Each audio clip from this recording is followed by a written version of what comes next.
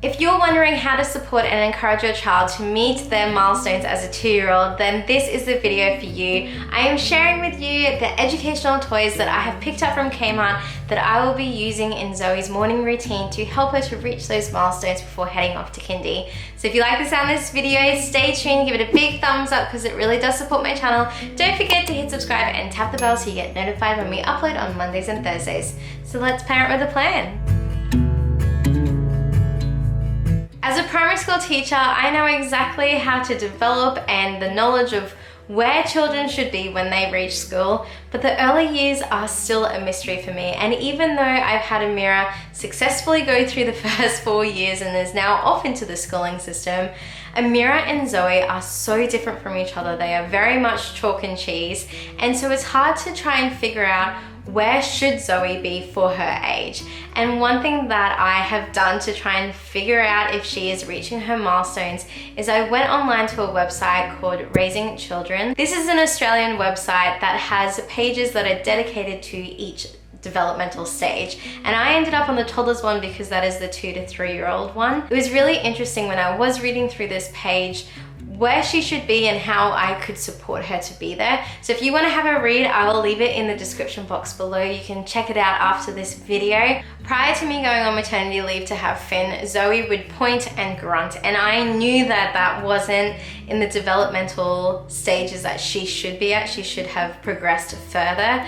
And looking at this website, I was exactly on the mark for this one. A 2-year-old should be speaking 2 to 3 word sentences, and then a 3-year-old should be speaking somewhere between the 3 to 5 word sentences. And it's really encouraging that even just investing the last 4 months with Zoe, she has really blossomed and is able to actually speak a 5-word sentence if she wants to.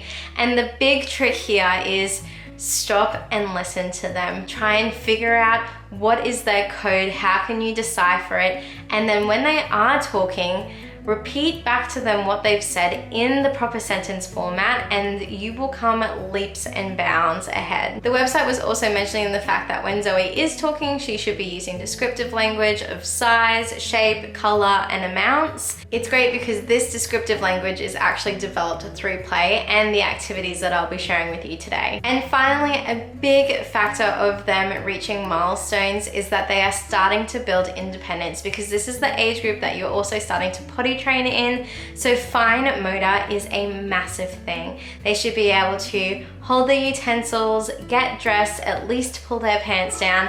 And that is another area where I've bought activities from Kmart that are really going to encourage her fine motor development so that she is building the independent skills that she needs to, but she's also getting school ready. When looking at our daily routine to try and figure out where I can set some time aside for quality Zoe time so that I can be doing activities and play to help her to reach these milestones, I only have a small window, and that's just the realities of having 3 kids.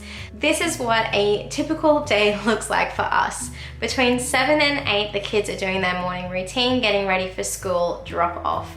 From 8 till 9, I am in and out of the car doing drop off so that Amira can go to prep.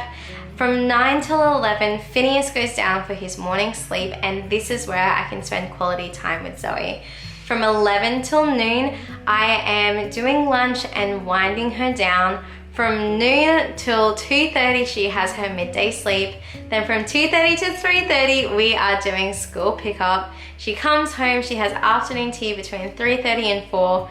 From 4 to 5, her and her sister play outside, which is great for gross motor and all those cooperative skills. From 5 to 5:30, it's inside play and shower and bath. And then from 5:30 till 7, it's our nighttime routine of dinner, toilet, teeth, story, and bed. This means that I only have a small window of time where I can spend quality time investing into Zoe so that she can reach her milestones. By no means am I trying to say that I am the perfect parent that does educational opportunities with Zoe every chance that I can.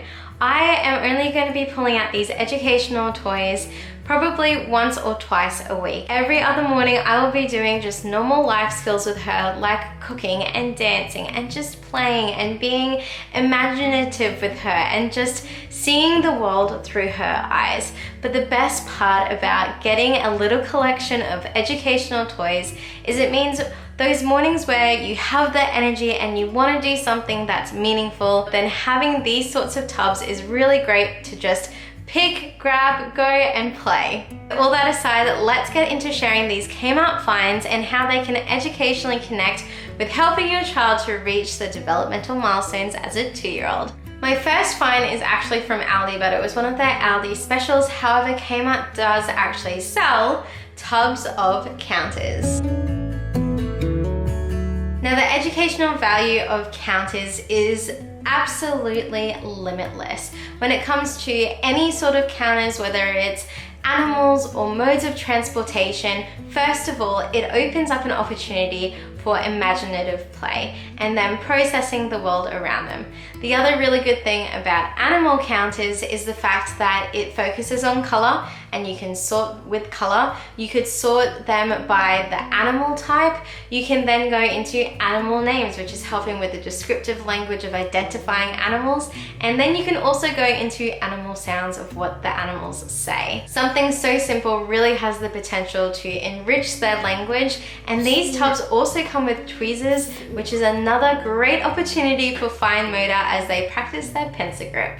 When I looked on the Kmart website and saw that they were selling these flower discs, I had to get them. Flower discs is just a childhood memory that I have. I think either being at home and playing with my siblings or at preschool. It is such a fun activity and I really do have fond memories about engaging in this. I love the fact that it is really good for hand-eye coordination because you are trying to get the flower disc to interlock together. The things that you can build, honestly, it just ignites your child's imagination. It's also really good, once again, for color recognition. You could sort the discs together, you could build using just one color, and it's really good for them to learn to share in this process and the fact of not destroying someone else's stuff. I know that toddlers have a really good reputation for just being a destructive little monster. So having time to build things together is great for them to have a bit of pride in their own work, but also being mindful of other people's work. Another great fine motor activity is this threading pack. This threading box from Kmart is really good because it comes with the bobbins as well as buttons. Zoe has seen some of Amira's threading from when she was little and she's showing an interest in this area. So this is going to be lots of fun when we get it out to play. It's great for hand-eye coordination. It's really good for them practicing the pencil grip and getting that to go through the bobbin or the button.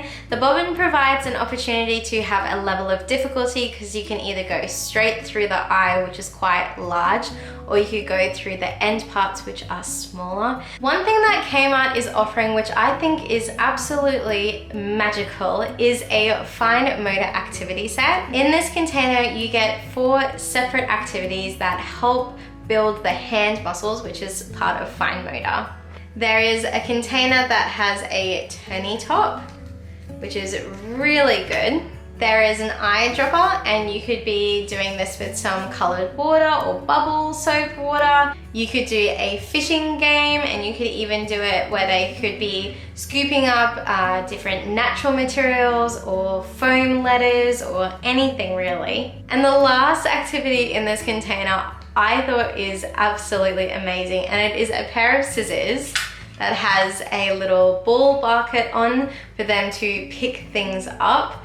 I just think this is the grooviest thing ever, and it really does get them ready for scissors themselves. So what a cool little pack. The next activity I bought because Zoe is still mixing up her colors and is still learning them.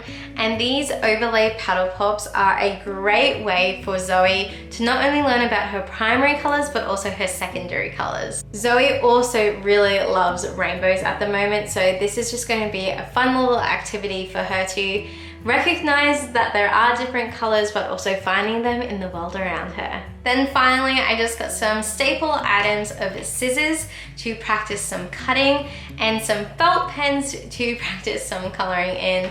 These are so cheap from Kmart, and I know that this is just going to be a really good staple item to have here in our house so that we could do craft, or we could do drawing, or we could do anything. That's my Kmart haul of educational toys that are going to be assisting me in supporting Zoe to reach her developmental milestones, in particular with language and fine motor.